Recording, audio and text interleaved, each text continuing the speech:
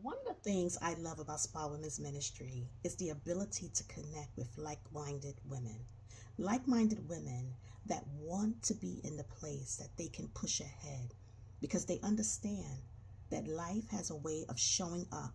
And when it does, it's important that our inner woman is in shape so that she is strengthened and has the ability and the mindset to keep pushing ahead. And this is why I love this ministry so much that God has blessed me with to bless others. And as I continue to minister the word of God, it brings me such joy and fulfillment within to know that I am walking in my purpose to serve women so that they are able to keep moving forward. They're able to stay positive. They're able to pursue their goals. They're able to pursue their ministries.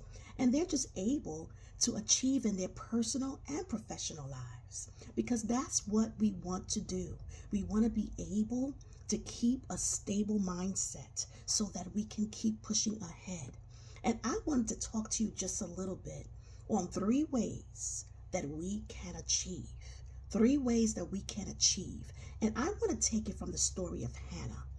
Hannah is found in the first chapter of Samuel. In 1 Samuel, the first chapter, we can find the story of Hannah. And I love the story of Hannah because Hannah was a woman that was not able to have children. God had shut up her womb and she was not able to have children. During those days, it was looked upon as a disgrace as a woman that you were not able to give your husband a child. Not only that, in those days, polygamy was also allowed. So what did that mean? That meant that Hannah had to share her husband with another woman, Peninnah. Peninnah was the woman that was chosen to have children for her husband. Can you imagine being in the same space with another woman, sharing your husband, but you're the one that can't have the child, but the second wife can? Sometimes I think about that, and I think about how Hannah must have felt every day, every day. But one thing that I love about Hannah is that she kept the right attitude. Hannah kept the right attitude. And that's point number 1.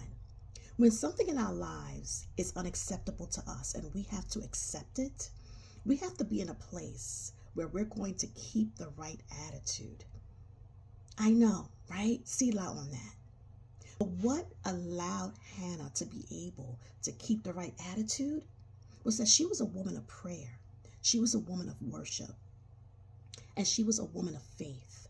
And even though Peninnah, the second wife, would provoke her and make her feel less than a woman, make her feel that she wasn't worthy of being a wife, she kept the right attitude.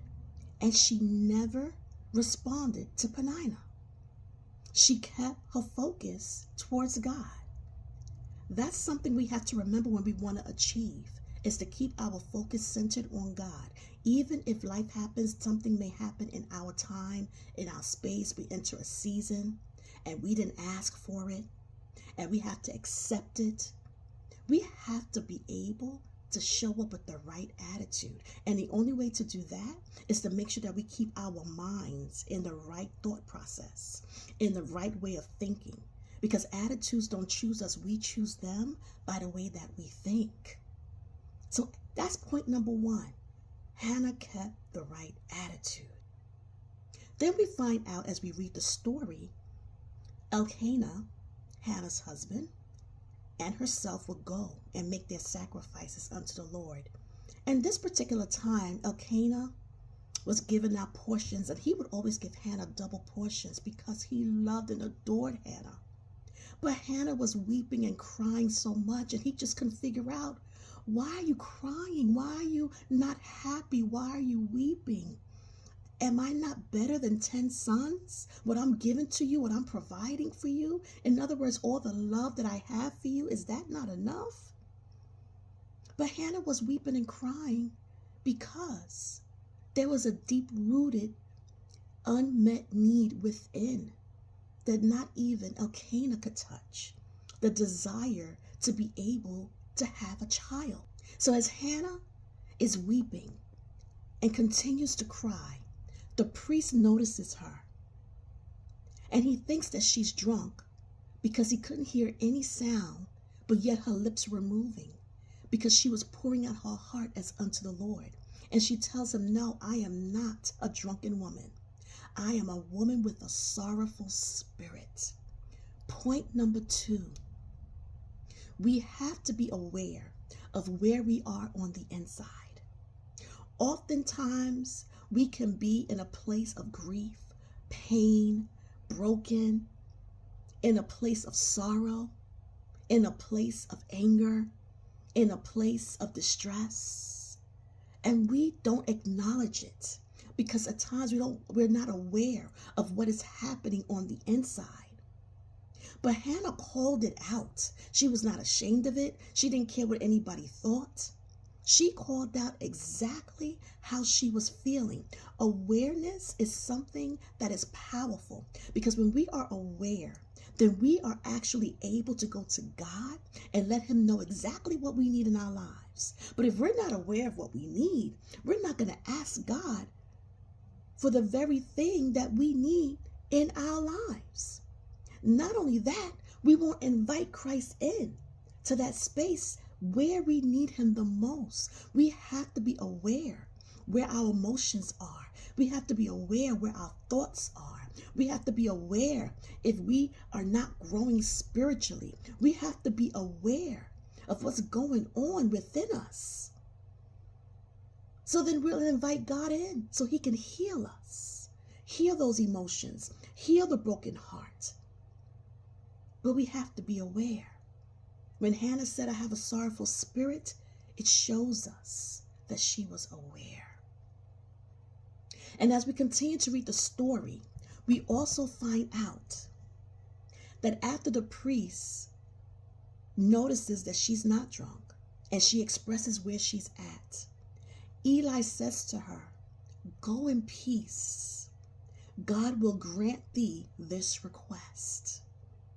In other words, God heard your prayer, and he is going to grant you the request of having a son. Remember, I said earlier, Hannah was a woman of faith. What did Hannah do after the priest spoke? The Bible tells us that her countenance changed. In other words, her spirit was lifted. She was healed from that sorrowful spirit. The peace of God came in and invaded her heart and her mind. And she began to eat and also became acquainted once again with her husband because she had to act on the words of faith. So this is what I'm saying. She took action. Point number 3. She heard the word of the Lord and she took action according to it. And God blessed her with that son, Samuel, just when he said he would. Samuel means God heard my prayer. So in life, when we need to achieve, we got to have point 1, the right attitude. We want to be aware of what's happening on the inside so that we can take it to God in prayer and make sure we stay on track. And we want to be able to take action when God speaks so that we can achieve and accomplish whatever the assignment is that is upon our lives. This is what we can learn from Hannah. When you're in a position and it's not acceptable to you, don't let it pull you out of your posture of prayer. Continue to worship the Lord and act upon his word. Even when you can't see it with your natural eyes, but you believe it in your heart so much so, it causes you to walk in hope and expectation that God is going to deliver. Read the story of Hannah and let it bless you. This story is a story I go to often because every now and again I have a Hannah moment where I have to pour out something that's going on within me, right? We have to pour out that emotion. Don't try to suppress it.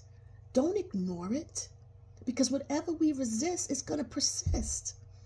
And that becomes a trigger in our lives. And we'll find that we'll be responding the same way, speaking the same way, having the same attitude, and it will affect us from having the ability to push ahead. God bless you, Spa community. I hope you were blessed. Share, like, and subscribe if you haven't done so already. Let us continue to minister to one another just by hitting a share button. You can encourage someone else to push ahead. I am from SPA Women's Ministry, a ministry that deals with the inner woman. Thank you so much for tuning in, and I'll see you at the next one. God bless you.